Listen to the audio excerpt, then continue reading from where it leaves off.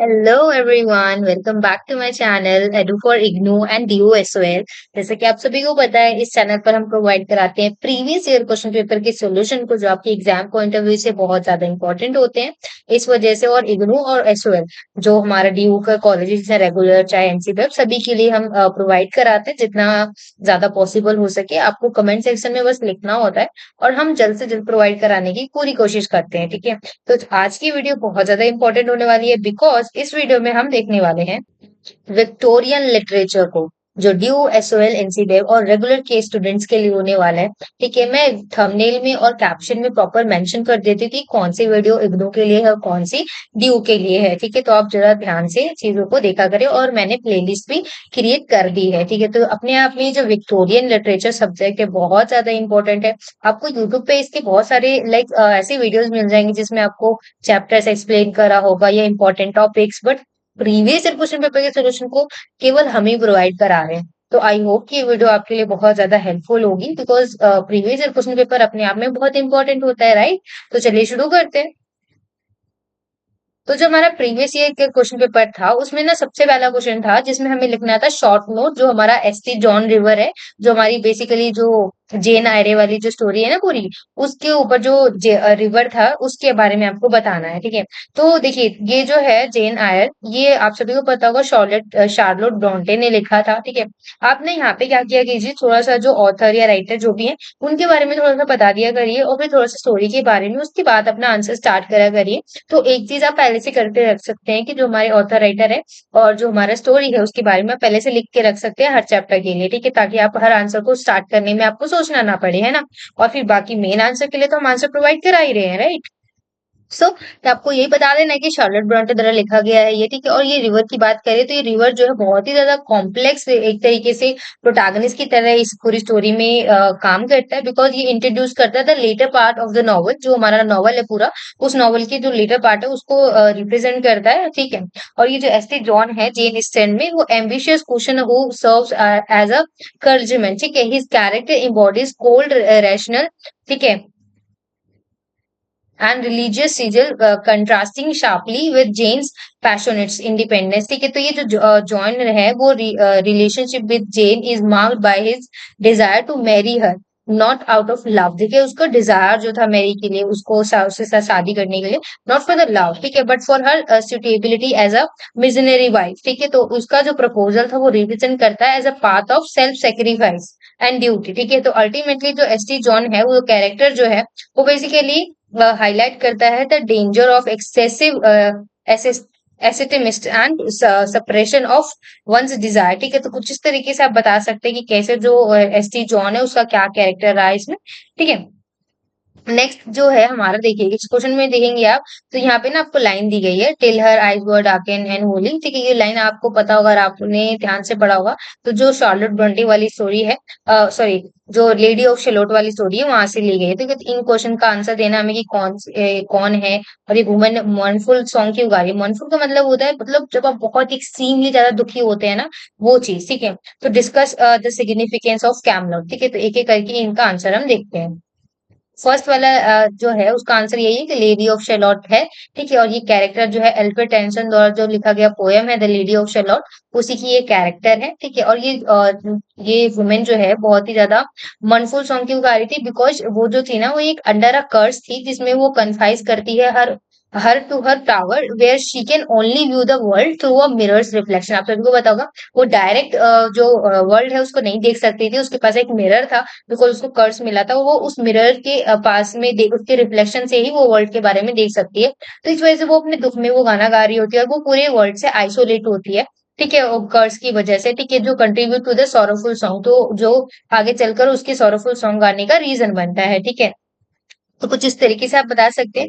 और नेक्स्ट में जो था उसमें आप बता सकते हैं कि कैमलेट जो है एक तरीके से सिमुलाइज किया गया है आइडियलाइज की तरह, कि कैसे अनरीचेबल वर्ल्ड जो है ब्यूटी ऑफ शिवालरी की, मतलब ब्यूटी और जो शिवेलरी है बिल्कुल वो अनरीचेबल है, मतलब वो लेडी जो है वो उसको उस पे रीच नहीं है, वो बस मिरर के रिफ्लेक्शन के थ्रू दे सकती है, और वो हमेशा एक वेविंग करते रहती है, घूमते रहती है कुछ। ठीक है, और ये जो टेंसन की पोएम है ये रिप्रेजेंट करती है लेडी का जो अनटेनेबल डिजायर है of life she yearns for but cannot have up due to the curse, because उसकी लाइफ के डिजायर्स हैं बट वो कर्ज की वजह से उसको नहीं ले पाती है, ठीक है। तो इस वजह से यहाँ पे ये चीज बता सकते हैं आप कुछ इस तरीके से, ठीक है। नेक्स्ट क्वेश्चन है main, right a short note the theme of marriage in Great expectation. ये अपने आप में बहुत इंपॉर्टेंट स्टोरी है पूरी, ग्रेट एक्सपेक्टेशन वाली, ठीक है। आई होप आपने पढ़ी होगी।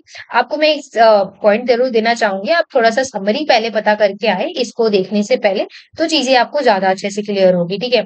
तो ग्रेट एक्सपेक्टेशन की बात करें हम, तो ग्रेट एक्सपेक्टेशन जो है एक पोर्ट्रे करता है एज अ कॉम्प्लेक्स और ऑफन एक तरीके से प्रॉब्लमेटिक इंस्टीट्यूशन की तरह थ्रू आउट द नॉवल। पूरा जो नॉवल आप पढ़ेंगे तो आप उसमें देखेंगे कि कैसे उसमें थोड़ी सी चीजें रहती हैं, कॉम्प्लेक्स रहती है। जैसे जैसे मैरिज है वो रिफ्लेक्ट करता है सोशल और पर्सनल एस्पिरेशन को, ठीक है, स्ट्रगल दिखाता है। The marriage depicts are often dysfunctional and reveal the characters flaws, जिस कैरेक्टर के जितने भी फ्लॉज हैं और सोसाइटी के जितने कंस्ट्रेंट्स है वो सारी दिख जाती हैं इसमें, ठीक है। जैसे कि मिसेस जॉयस का मैरिज जो है फॉर एग्जांपल शोकेस करता है the imbalance of power and the harsh reality of working class life, ठीक है। और जैसे ही dominating and abusive behaviour towards Joe highlights the lack of affection and mutual respect, ठीक है। तो इस तरीके से आप बता सकते हैं। और साथ ही साथ जो मिस हेविसम थे वो भी एंगेजमेंट में वो फेल कर हो जाती है, उनका जो सब्सिक्वेंट लाइफ था वो बिटरनेस हो जाता है, बहुत ही मतलब बहुत ही बेकार हो जाता है। और रिवेंज सिग्निफिकेंटली वो इम्पैक्ट करता है कि कैसे वो अडॉप्ट करती है डॉटर एस्टेला जो होती है, और मिस हेविसम की भी मैरिज नहीं टिक पाती है, दैट्स वो एक जो डॉटर है उसको एस्टेला को अडेप्ट करती है। और साथ ही साथ वो जो मेंस के हार्ट होते हैं उसको डायरेक्टली रिजर्व ओवर, मतलब वो मेंस के हार्ट को ना लाइक बहुत वो समझती है और कहती है, मतलब एस्टेला को भी दूर रहने के लिए कहती है। और उसको लगता है कि उसके साथ अगर किसी मैन ने ब्रेक किया है उसके हार्ट ब्रेक को, मतलब उसके भाव को, तो वो और भी मेन जो होंगे वैसे ही होंगे। तो ऐसे ही जो एस्टेला होती है उसकी परसेप्शन ऑफ लव मैरिज के लिए वो कैसे बातें करती है, कोई स्टोरी में आप बता सकते हैं किस किस तरीके से। तो इन एग्जाम्पल्स को देते हुए ना आप ग्रेट एक्सपेक्टेशन जो है नॉवल उसकी मैरिज के थीम के बारे में बता सकते हैं। साथ ही साथ जो पिप्स का रोमांटिक एस्पिरेशन था टुवर्ड्स एस्टेला वो भी बता सकते हैं। इन कंक्लूजन आप लिख सकते हैं कि कैसे डिकिंसन जो है उन्होंने यूज किया है थीम ऑफ मैरिज को in Great Expectation to critique the social norm, जो सोसाइटियल नॉर्म्स हैं उसको टाइम के साथ एक्सप्लोर किया है, डीपर इमोशनल करंट के साथ, ठीक है। तो उसके साथ और ह्यूमन के रिलेशनशिप क्या है उसको बताते हुए जो ग्रेट एक्सपेक्टेशन है उसमें मैरिज के थीम को बताया गया है, ठीक है। नेक्स्ट क्वेश्चन नंबर थर्ड पे आते हैं। आपको शॉर्ट नोट लिखना है on river Floss in George Eliot The Mill on the Floss, और साथ ही साथ एक शॉर्ट नोट लिखना है form and structure of the poem How do I love the by Elizabeth Brown Barrett Browning, ठीक है।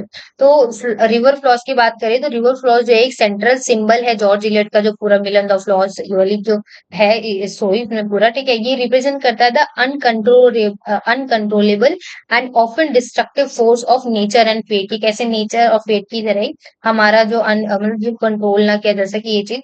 और ये रिवर जो है कंस्टेंटली प्रेजेंट करती है in the life of Tulliver's family के अंदर, और शेप करती है उनके फॉर्च्यून को, ultimately leading to the their downfall. Last में क्या होता है उनका डाउनफॉल ही हो जाता है, ठीक है। जैसे कि रिवर भले ही जितना ऊपर जाए वो आता तो नीचे ही है, ऐसे ही, ठीक है।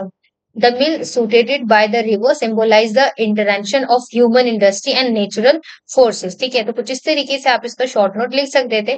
नेक्स्ट है फॉर्मल और structure of how do I love the by Elizabeth Browning, ठीक है। तो एलिजाबेथ बैरेट ब्राउनिंग जो है वो सोनेट में, जो हमारा सोनेट है how do I love the वाला, इसमें एक मास्टरफुली वो एक्सप्लोर करती है लव को, जिसमें डीप डेप्थ के साथ जाती हैं, ब्रेथ के साथ जाती हैं, बिल्कुल डीप में जाके वो चीजों को डिस्कस करती हैं, ठीक है। और वो आयम्बिक पेंटामीटर का यूज करते हुए पोयम फॉलो करता है एक ट्रेडिशनल पेट्रियार्कन सोनेट को, ठीक है। आई होप आपको आयम्बिक पेंटामीटर ये सभी चीजें पता होगी because you are a English honours student, ठीक है। So form with an octave and set की कैसे उसमें ऑक्टेव और सेट का यूज किया गया है। और जो पोयम है पूरा स्ट्रक्चर करता है all of logical progressive of thoughts beginning with the speaker declaration of love moving through various dimension of that love, कि कैसे उसका लव जो है वेरियस डायमेंशन में लव हो रहा है, ठीक है। तो ये जो रिपीटेटिव है जो I love the at the beginning of several lines creates a rhythmic iambic parameter, ठीक है। तो बेसिकली फॉर्म स्ट्रक्चर के बारे में बताना है ना आपको, तो यही चीज डिस्कस कर देना है बेसिकली। पोएम के बारे में ना बताते हो कि उसमें सेट सेट्स का यूज है, ऑक्टेव है, iambic पेंटामीटर का यूज है, कैसे वो सारी चीजें उसमें बताया गया है, ठीक है। और वेरियस डायमेंशन ऑफ लव को दिया गया है, उसकी वजह से जो आई लव दी वाला जो लाइन है उसकी वजह से रिदमिक और एम्पैथेटिक अफर्मेशन बन रहा है उसमें, ठीक है? तो इस तरीके से आप इसको डिफाइन कर सकते हैं। ये क्वेश्चन अपने आप में बहुत इंपॉर्टेंट है। इन क्वेश्चंस के लेवल से आप पता कर सकते हैं, ये कैसे प्रीवियस ईयर क्वेश्चन पेपर में क्वेश्चन पूछे जाते हैं और कैसे आपको लिखना होता है, ठीक है? तो नेक्स्ट क्वेश्चन नंबर 4 पे आते हैं, critically examine Charlotte Bronte's representation of the madwoman in the attic. देखिए, तो बेसिकली जेन आर्य जो शार्लेट ब्रॉन्टे है वो रिप्रेजेंट करती है बर्था मिशन को, ठीक है, as a mad women in the attic, ठीक है? मैड वुमेन को दिखाती है वो एक तरीके से बर्था मिशन को, ठीक है? वो सर्व करती है as a powerful symbol of female repression and the dark side of Victorian patriarchy. जो विक्टोरियन एरा था पूरा, उस एरा में जो हमारा डार्क साइड था वो भी ये चीज यहाँ पे दिखाती है। तो बर्था है वो कॉन्फिडेंट करती है बाय हर हस्बैंड। तो ये जो बर्था मैसन कैरेक्टर है ना, ये बहुत इंपॉर्टेंट है। इससे रिलेटेड जितने भी क्वेश्चन होंगे ना, आप जरूर करके जाइएगा। प्रीवियस ईयर क्वेश्चन पेपर में इसका आना तो तय होता ही होता है, ठीक है? साथ ही साथ ये जो ब्रॉन्टे है वो क्रिटिक करती है पैट्रियार्कल स्ट्रक्चर को, जो इम्प्रिजन करता है वुमेन को लिटरली और मेटाफोरिकली दोनों तरीके से, ठीक है? नेक्स्ट हम देख लेते हैं next question, interaction of gender and power in the Lady of Shalott. देखिए, अल्फ्रेड टेंशन द्वारा लिखा गया लेडी ऑफ शेलॉट जो है, उसमें आप जेंडर में देख सकते हैं कि कैसे उसको जो है पूरा वर्ल्ड देखने के लिए कर्स की वजह से सिर्फ एक मिरर मिला है, उसी के रिफ्लेक्शन में वो पूरा देख रही है और पूरे वर्ल्ड से आइसोलेटेड है वो एक तरीके के नाव में, ठीक है? तो इस तरीके से आप बता सकते हैं कि कैसे दो लेडी ऑफ है वो एक्ट करती है as a deficient, living the power to pursue her desire, experience life directly, ultimately leads to the death, her death, because उसके सारे डिजायर्स, एक्सपीरियंसेस, एक्सपेक्टेशन सभी जो है वो डायरेक्टली वर्ल्ड से डिस्कनेक्ट हो जाते हैं। तो अल्टीमेटली उसका डेथ हो जाता है एक तरीके से। आप इस तरीके से कनेक्ट करके बता सकते हैं कि कैसे किसी भी इंडिविजुअल का अगर सारे एक्सपेक्टेशन डिजायर्स फुलफिल नहीं होते, एट लास्ट जो होता है बहुत ही बुरी हालत हो जाती है उस तरीके से। तो इसलिए कहते हैं कि अगर किसी भी क्रिएटिव या किसी भी इंसान को आप वर्ल्ड से बिल्कुल अलग कर देंगे, तो वो चीज उसके लिए बहुत हार्मफुल साबित हो सकती है। तो ये चीज आप बताते हुए इस क्वेश्चन का आंसर लिख सकते हैं। नेक्स्ट क्वेश्चन नंबर 5 पे देखते हैं। आप चाहें तो वीडियो पॉज करके नोट डाउन कर सकते हैं चीजों को लाइन बाय लाइन, ठीक है? बिकॉज स्क्रीन बहुत बड़ी है, तो आई होप आपको इजीली दिखता होगा। और साइड में जो हमारे 3 डॉट्स होते हैं उन पे क्लिक करके आप जो क्वालिटी है उसको इम्प्रूव कर सकते हैं। अगर इम्प्रूव नहीं हो रही है तो थोड़ा सा नेटवर्क अगर कम हो रहा है तब भी थोड़ी सी क्वालिटी डाउन जाती है, तो 3 डॉट्स पे क्लिक करके आप क्वालिटी इंप्रूव कर सकते हैं, चीजों को नोट डाउन भी कर सकते हैं, ठीक है? तो क्वेश्चन नंबर 5 में देख लेते हैं, क्रिटिकली हमें एनालाइज करना है जो मैगी टोलिवर है उसकी जर्नी को, कि कैसे वो जो चाइल्डहुड था उसका वो इनोसेंस से बढ़कर आगे चलकर जब वो एक्सपीरियंस हो जाता है उसको, तो अडल्टहुड में उसका लाइफ कैसे चेंज होता है। और सेकंड पार्ट में आपको बताना है कि डिटेल सेंट्रल थीम ऑफ जो एलिजाबेथ बैरेट ब्राउनिंग है, हाउ डू आई लव थी, उसका सेंट्रल थीम क्या है। अभी हमने फॉर्मल स्ट्रक्चर देखा, अब हमें सेंट्रल थीम देखना है, ठीक है? तो चलिए देखते हैं। सबसे पहले मैगी टूलिवर की जर्नी की बात करें तो वो कैसे इनोसेंस से एक्सपीरियंस गेन करती है, बिल इन द फ्लॉन्स में पायलट एक्सप्लोरेशन पर्सनल ग्रोथ, वो अपने पर्सनल ग्रोथ के साथ साथ कैसे उसके पास एक्सपीरियंस आता है। एज अ चाइल्ड जो मैगी होती है वो इमेजिनेट करती है और पैशनेट होती है, बट जो उसके इंटेलेक्चुअल और इमोशनल विविक्ति थे वो उसको एक तरीके से ऑड और सोसाइटल एक्सपेक्टेशन से परे लेके चले जाते थे, ठीक है? तो उसकी जो जर्नी है throughout the adolescence and adulthood वो मार्क करती है as a series of conflicts between her desires and restrictive norms imposed on her, कि कैसे उसके जो डिजायर्स थे और उसके ऊपर कैसे रिस्ट्रिक्शन लगाई गई थी, ठीक है? तो मैगी जो है अल्टीमेटली ट्रैजिक फेट करती है underscore the harsh reality faced by women, जो वुमेन के साथ कैसे ये चीजें फेस करी जाती है, सोसाइटल नॉर्म्स क्या क्या चीजें उस पे बेसिकली बोझ की तरह एक तरीके से डाल दी जाती है, रिस्ट्रिक्शन लगा दी जाती है। तो उसकी लाइफ का पूरा कंट्रीब्यूशन कैसा होता है आप इस तरीके से बता सकते हैं, ठीक है? नेक्स्ट हम सेंट्रल थीम की बात करें, हाउ डू आई लव थी में, तो इसका बेसिकली है कि ये बाउंड करता है और ट्रांसेंड करता है नेचर ऑफ ट्रू लव, कि ट्रू लव का नेचर कैसा होता है उस चीज को, ठीक है? तो ये जो पोएम है वो सीख करती है articulate love in its many dimension, physical हो गया, इमोशनल, स्पिरिचुअल, इटर्नल, इन सभी डायमेंशन को कनेक्ट करते हुए ये पोएम जो है इन थीम्स को एक्सप्लोर करती है, ठीक है? और जो राइम स्कीम है और जो मीटर्स है वो बेसिकली सर्व करते हैं to contain and in intensify the passionate declaration of love, कि लव का पैशनेट डिक्लेरेशन कैसे होता है, ठीक है? तो बेसिकली ये जो पोएम है वो अल्टीमेटली सेलिब्रेट करती है लव को as a powerful and enduring force capable, ठीक है? तो चलिए नेक्स्ट क्वेश्चन पे आते हैं, question number 6, discuss the significance of social class in Victorian fiction. Basically social class के बारे में बताना आपको। नेक्स्ट पार्ट में बताना है, analyse the portrayal of women in the work of any two Victorian poets from the chapters of our mention question. देखिए, आपने जितने भी अवर मेंशन क्वेश्चन हो गया या आपके सिलेबस में जितने भी लाइक चैप्टर्स हैं, पोएम्स हैं, नॉवेल्स हैं, उनसे ना कहीं से भी क्वेश्चन बन के आ सकता है कि एक थीम पूछ ली जाएगी और इस थीम को आपको अपने पूरे सिलेबस में से कहीं से भी कनेक्ट करना है और उसके साथ आपको एग्जाम्पल देते हुए समझाना है। ठीक है, तो चलिए देख लेते हैं। सोशल क्लास की बात करें हम विक्टोरियन फिक्शन में, तो आप देखते हैं कि कैसे अगर आप चैप्टर्स को अपने देखेंगे ध्यान से, तो कैसे उसमें जो कैरेक्टर्स उनको उनके लाइफ को डेस्टिनी को कैसे करेक्ट किया गया है, कैसे पोर्ट्रे किया गया। चार्ल्स डिकिंस की अगर हम ग्रेट एक्सपेक्टेशन की बात करें, तो पिप की जर्नी को आप देख सकते हैं कि कैसे हम्बल बैकग्राउंड के साथ वेल्थ और स्टेटस है उसके पास, ठीक है, साथ ही साथ एक मोर मॉडेस्ट लाइफ जीता है वो, ठीक है। और साथ ही साथ सिमिलरली अगर हम जॉर्ज इलियट की बात करें, तो मिडिल मार्च कैरेक्टर हैं जिन्होंने इंटरेक्शन किया है एम्बिशंस को डीपली इन्फ्लुएंस हुए हैं उनके सोशल स्टैंडिंग के साथ, ठीक है। तो कुछ इस तरीके से आप यहाँ पे बता सकते हैं। देखिए कि यहाँ पे आंसर्स छोटे नहीं है, आपको क्या करना है कि थोड़ा-सा मैंने आपको बताया राइटर ये जो है हमारे उनके बारे में थोड़ा-सा स्टोरी के बारे में बताना है, तभी आपके आंसर्स बड़े होंगे। और कुछ वर्ड्स आपको अपने भी ऐड ऑन करने, बिकॉज़ सिमिलर अगर आप सभी लिख के आ जाएँगे तो क्वेश्चन पेपर चेक करने वाला भी बोलेगा सभी के आंसर सेम कैसे है ठीक है? तो आपको अपने थोड़े वर्ड्स भी ऐड ऑन करने हैं, ठीक है? तो बी पार्ट में आपको बताना है women in Victorian poetry basically. तो विक्टोरियन पोएट्री की अगर आप देखेंगे तो रिफ्लेक्ट करेंगे कैसे लेडी ऑफ शैलोट को कैसे पूरे वर्ल्ड से एकदम ही अलग कर दिया गया है। एट लास्ट उसका कॉन्सिक्वेंस क्या निकलता है कि वो उसकी डेथ हो जाती है, ठीक है। साथ ही साथ जो हमारी एलिजाबेथ ब्राउनिंग है, बैरेट ब्राउनिंग है, उन्होंने अरोरा ले को प्रेजेंट किया है मोर प्रोग्रेसिव व्यू के साथ, portraying a women's quest for intellectual and artistic fulfilment के साथ। ये बोथ जो पोइट्स है वो एड्रेस करती हैं लिमिटेशंस को कि कैसे पोटेंशियल है वुमेन्स के पास, बट जो सोसाइटी है वो उनके रोल प्ले करती है और उनके ऊपर बर्डन डाल देती है, कुछ रिस्ट्रिक्शंस डाल देती है, ठीक है। तो ये इलस्ट्रेट करता है the consequences of these restrictions and browning advocates women in emancipation and self expression, ठीक है। तो इमेंसिपेशन और सेल्फ एक्सप्रेशन भी दिखता है इस चीज में, ठीक है। तो नेक्स्ट क्वेश्चन नंबर 7 पे आते हैं। आई होप ये लास्ट क्वेश्चन है आपका। एंड इसी के साथ अगर आपको किसी भी क्वेश्चन में दिक्कत आती है तो आप हमें कमेंट सेक्शन में बता सकते हैं, बिकॉज हम यहाँ पे आंसर्स को डिस्कस करें तो हम इन डेप्थ चीजों को स्टोरी के साथ नहीं डिस्कस कर सकते। हम केवल आंसर्स पे फोकस कर रहे हैं कि किस तरीके से किन वर्ड्स का यूज करते हुए किस फॉर्मेट में आपको लिखना है बेसिकली, ठीक है। तो क्वेश्चन नंबर 7 में फर्स्ट पार्ट में पूछा गया in what ways does great expectation by Charles Dickens reflect Victorian English society. कि आपको अगेन मैंने आपको बताया भी थोड़ी देर पहले, तो यहाँ पे आपको ग्रेट एक्सपेक्टेशन का एग्जांपल देते हुए बताना है कि किस तरीके से विक्टोरियन इंग्लिश सोसाइटी को ये चीज दिखाती है। और बी पार्ट में बताना है कि क्या आप क्या समझते हैं ड्रामेटिक मोनोलॉग से। ये क्वेश्चन बहुत ज्यादा इंपॉर्टेंट है, ये आपको आना गारंटीड है ड्रामेटिक मोनोलॉग के ऊपर लेकर, बहुत ही प्रीवियस ईयर क्वेश्चन पेपर है तो सारे ही क्वेश्चन इंपॉर्टेंट है, ठीक है।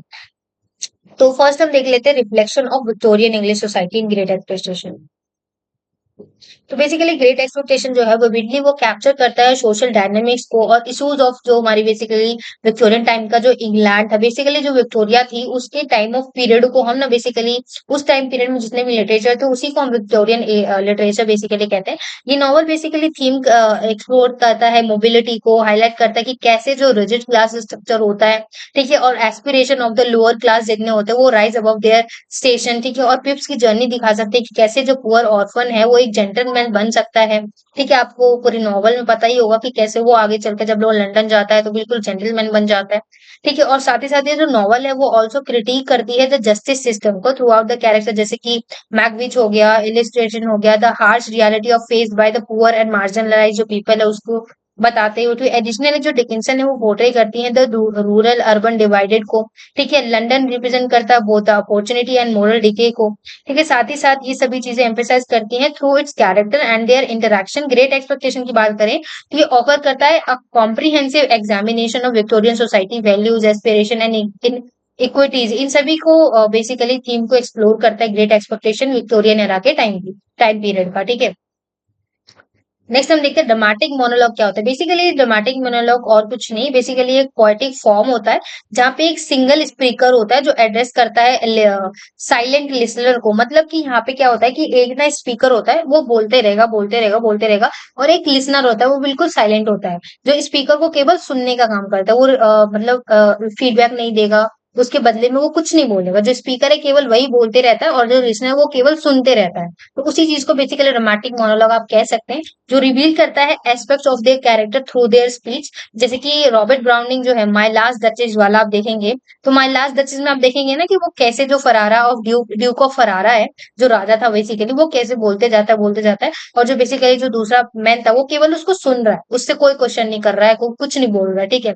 तो बेसिकली जो माय लास्ट डचेस है वो इसी का एग्जाम्पल एग्जाम्पल है ड्रामेटिक मोनोलॉग का, ठीक है। तो बेसिकली ड्यूक जो है वो अनइंटेंशनली भी कैसे रिवील करता है अपने एरोगेंस को, जेलेसी को।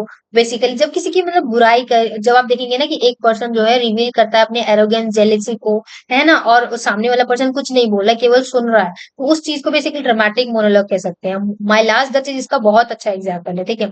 और ये जो मोनोलॉग है, the monologue powers lies in how the duke's own words exposes his chilling disposition, providing insights into his personality and values without any external narration, ठीक है। सो ये टेक्निक जो बेसिकली अलाउ करती है रीडर्स को to infer the psychological depth and moral expectation of the speaker, making the poem a compelling study of character. Basically जब आप देखेंगे भी तो आप देखेंगे बस एक जना बोले जा रहा है, तो बेसिकली उसी चीज को हम ड्रामेटिक मोनोलॉग कह रहे हैं, जब स्पीकर बोलेगा और लिसनर केवल सुनेगा, ठीक है। ये बेसिकली एक पोएटिक फॉर्म ही होता है, ड्रामेटिक मोनोलॉग, ठीक है। आई होप हमने जितने भी क्वेश्चन देखे आपको सभी समझ में आए होंगे।